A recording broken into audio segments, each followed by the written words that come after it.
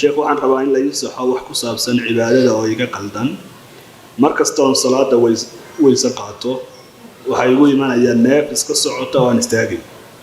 arrintaas maxaan ka sameeyaa sheekh laba mid way neeftu hadday xilligaad weysaysato iyo xilli kaleba xilli salaad iyo xilli walbaba hadday iska socoto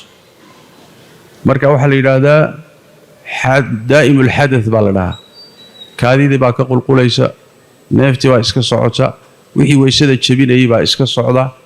kaasi waxa la yiraahdaa daa'imul hadath marka wuxuu u dhaqmayaa salaad walba waa u weysaysanaya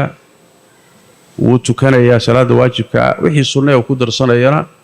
isla weysadaas uu ugu tarsanaya laakiin salaad walba markay soo gasho markaasuu weysaysanaya kadibna wuu tukanayaa iyadoo wixii iska socdaan laana wax weeyaan intaas tabartiisa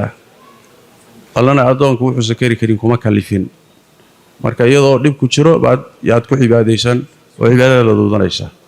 waa haduu yahay wax xaqiiqi ah oo mar walba ku haysta haday tahay neeftani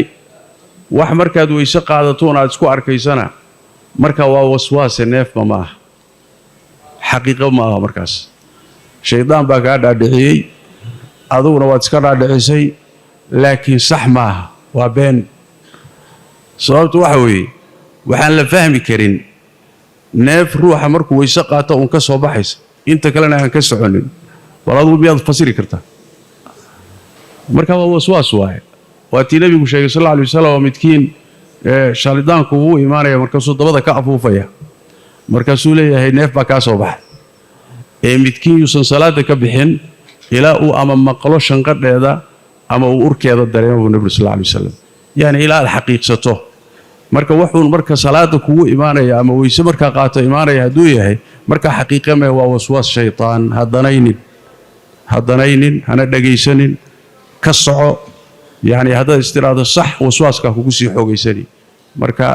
godku rabay ha u galin dabin ha u galin beeni kadibna ka soco wallahu a'lam